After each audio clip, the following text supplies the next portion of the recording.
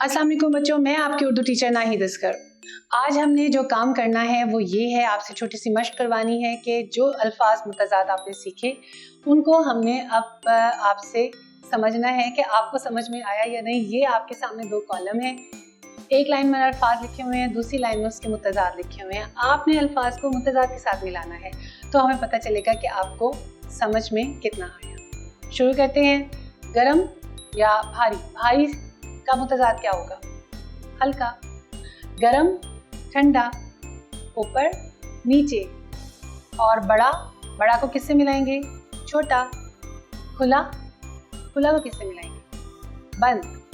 ये थी हमारी वो छोटी सी मशक जिससे हमें पता चला कि आपको अल्फाज और मुतज़ाद की पहचान हो गई। आपने खुद से भी अल्फाज मुतज़ाद की मशक करते रहना है। इसी तरह की मशक करने से आपको ये फ़ायदा होगा कि आपको बहुत सारे नए अल्फाज का भी पता चलेगा, अल्फाज के मुतज़ाद का भी पता चलेगा। हमारा ये छोटी सी मशक, छोटा सा काम हमारा यहीं पे आज का ख़त्म हुआ।